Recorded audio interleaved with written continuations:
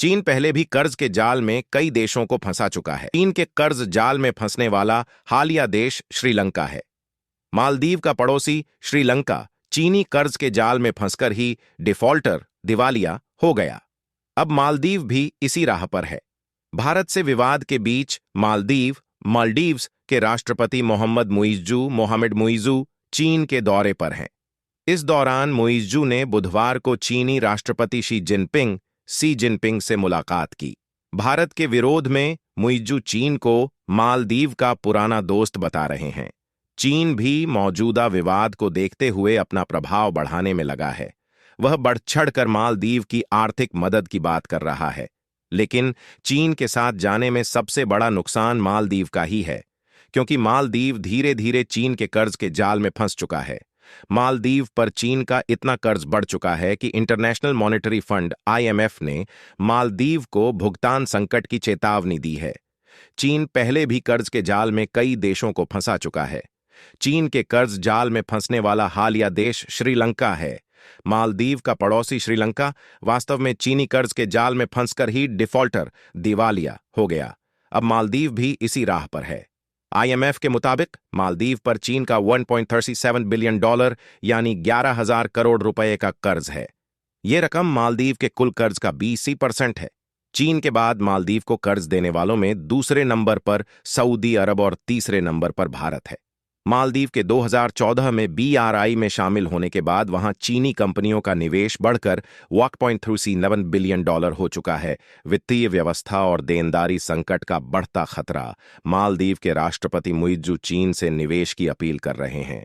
वहीं चीन ने अपने कर्ज की रिकवरी का दबाव बनाना शुरू कर दिया है। अक्टूबर में आई IMF की रिपोर्ट में मालदीव को चीन से और कर्ज लेने से सावधान किया गया है। IMF की रिपोर्ट में कहा गया है कि मालदीव की वित्तीय व्यवस्था और देनदारी संकट में पड़ सकती है। IMF के आंकड़ों के मुताबिक मालदीव की GDP 4.9 बिलियन अमेरिकी डॉलर की है। कर्ज अदायगी को लेकर बड़ा संकट हो सकता है। राष्ट्रपति मुइज़्ज़ू ने कर्ज चुकाने की मांगी मोहलत। रिपोर्ट के मुताबिक मुइज़्ज़ू ने कर्ज चुकाने के लिए और मोहलत मांगी है। मुइज़्ज़ू ने चीन के राष्ट्रपति शी जिनपिंग से अनुरोध किया है कि कर्ज अदायगी को नए सिरे से तय किया जाए। अगले 5 साल में कर्ज भुगतान के लिए मोहलत भी मांगी गई है। इस सिलसिले में दोनों देशों के बीच बातचीत जल्द शुरू होगी। एशियन डेवलपमेंट बैंक के मुताबिक मालदीव के कुल कर्ज का 60% चीन development bank, industrial and commercial bank of China और export import bank of China से मिला है।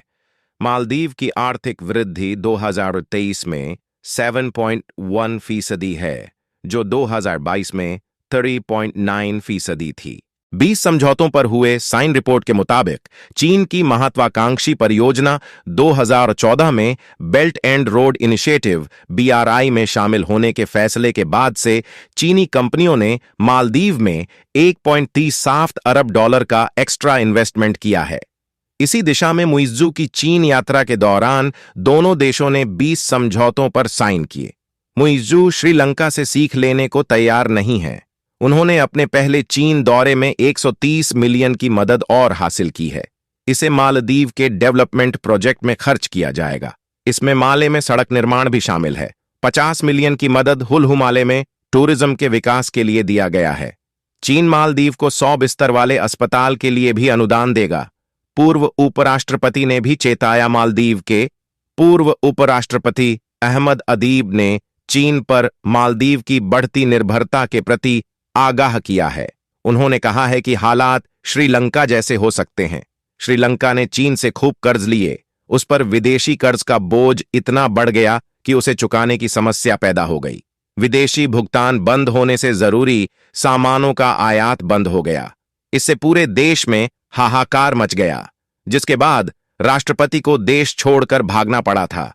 भारत मालदीव को देता रहा है मदद। दूसरी तरफ भारत मालदीव को सतत रूप से आर्थिक मदद देता रहा है। भारत ने माले एयरपोर्ट के विकास के लिए $134 मिलियन का कर्ज दिया था। मालदीव और भारत के बीच कई तरह के रक्षा समझौते हैं। भारत के 88 सैनिक मालदीव में हैं, जो वहां ट्रेनिंग और रेस्क्यू जैसे काम को अंजाम देते हैं। स्वास्थ्य सुविधा के लिए हेलीकॉप्टर सेवा भी भारत की ओर से मुहैया कराया जाता है। हालांकि मुइज्जू ने अब भारत से सेना वापस लेने को कहा है। दोस्तों, ऐसी ही ताज़ा खबर के लिए चैनल को सब्सक्राइब कर लें और वीडियो को एक लाइक जरूर कर दें। और आपकी क्या राय है कमेंट में बताइए।